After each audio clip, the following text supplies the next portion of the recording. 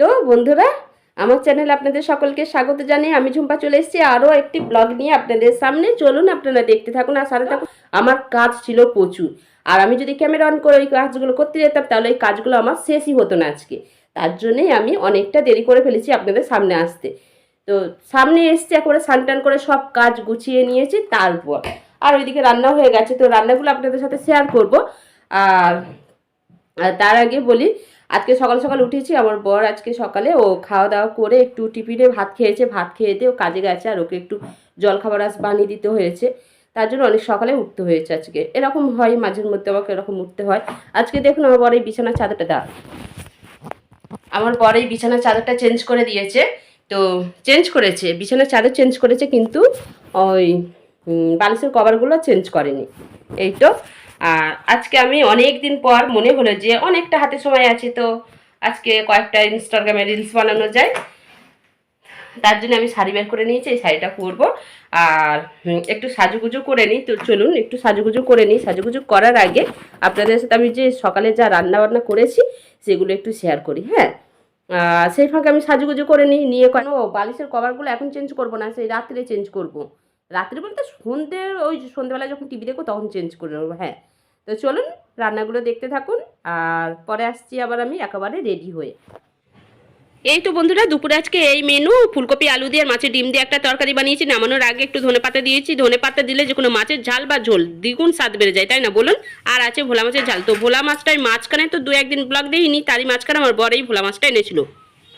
আর মাছের ডিমটা বেসন দিয়ে ভেজেছি যাতে নরম হয়। এই তো আজকে রান্না, আর আছে ভাত। আর আমার বর তো দুপুরের খাবার আজ সকালে খেয়েছে, আর সকালের খাবার খাবে দুপুরে। তার জন্যে ওর জন্যে একটু রুটি বানিয়েছি, আর রুটির সাথে এই সবজিটা বানিয়েছি, বিনস আর আছে সিম আলু, এইটা দিয়ে টমেটো দিইনি, যদি তরকারিটা গন্ধ হয়ে যায় তার জন্যে।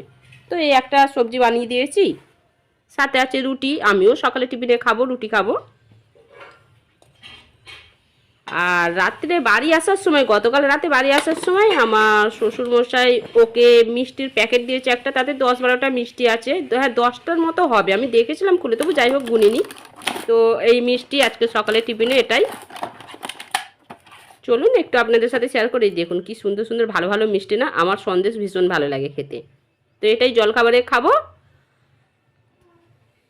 ফিরে এলাম শাড়ি পরে, আর একটু সাজুগুজু করে নিচ্ছি। শাড়িটা পরেছি ওই নিজের যতটা পেরেছি ততটাই পরেছি, খুব একটা ভালো করে হয়তো পরতে পারিনি। আর মুখের মধ্যে একটু ফাউন্ডেশন লাগিয়ে নিচ্ছি, আর আছে একটু কাজল, লিপস্টিক। এই তো, এইটাই আমার সাজ, আমি আর বেশি কিছু মুখে দিই না।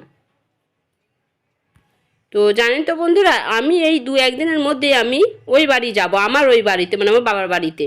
অনেক দিন তো হয়ে গেল, যাওয়াই হয়নি। সেই ঘুরে আসার পর থেকে যাব যাব যাব যাব বলে বলে তো কি বলবো, মানে আমার বরের কান একদম ছালাপালা করে দিচ্ছিলাম। তো যাওয়া হয়নি, এই তো এবার যাব। তো বন্ধুরা রেডি হয়ে গেছি, চলুন এবার কয়েকটা আমি রিলস বানিয়ে নিই। তো বন্ধুরা এখন কয়েকটা গান চয়েস করে নিচ্ছি, এর মধ্যে যেটা ভালো লাগবে সেটা তো বানাবোই।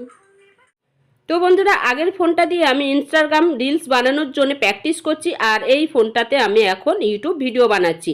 তো ভাবলাম আপনাদের সাথে একটু শেয়ার করে আমি কীরকম রিলস বানাই, আপনারাও একটু হাসুন আমার সাথে সাথে। তো আমি খুব একটা ভালো আমি পারি না অ্যাক্টিং করতে, তবুও চেষ্টা করেছি। আর আমার একটা রিলস বানানোর জন্য 15 সেকেন্ডের রিলস বানানোর জন্যে সময় লেগেছে 1 ঘন্টা। তো এরকম করতে করতে অনেকটা সময় একদম পার করে দিয়েছি। পুরো 4টে বাজে তখন আমি রিলস বানানো শেষ করেছি, করে খাওয়া দাওয়া করেছি। আর প্রচুর সময় লাগে আমার রিলস বানাতে, আমি আগেই বলেছি। তো প্রচুর সময় লাগে, আমি খুব একটা ভালো তো পারি না, তার জন্যে কি বলবো।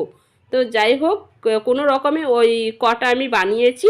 আর ওইগুলো এই ইউটিউব ভিডিওর মধ্যে আমি দেবো না, ইনস্টাগ্রাম যদি পারি পরে আমি ইউটিউব শর্টে দিয়ে দেবো, তো দিয়ে দেবো আর কি। আর এইটা একটু এখন শেয়ার করলাম আপনাদের সাথে যে আমি কি করছি এখন। তো খাওয়া দাওয়া হয়ে গেছে, এবার একটু রেস্ট নেব। তার আগে আমার বর তো বিছানার চাদর চেঞ্জ করেছিল, আর ও তো ওই বালিশের কভারগুলো তো চেঞ্জ করেনি। তার জন্য আমাকে এখন বসে বসে এই খাটনিটা খাটতে হবে, বিরক্তিকর একটা কাজ। তো চলুন আজকে ব্লগটা টানছি না, শরীরটা খুব খারাপ লাগছে, কারণ অনেকটা সময় ধরে রিলস বানিয়েছি। তো আমার এই ব্লগটা যদি আপনাদের কিছু অংশ ভালো লেগে থাকে, আমার এই ব্লগে লাইক শেয়ার কমেন্ট সাবস্ক্রাইব করে দেবেন। আর যেই চাদরটা তোলা হয়েছে বালিশের কভারগুলো সব ওই চেয়ারের মধ্যে রেখে দিয়েছি। কালকে তো বাবার বাড়ি যাব। ও বলা হয়নি না, নাকি বলেছি মনে নেই।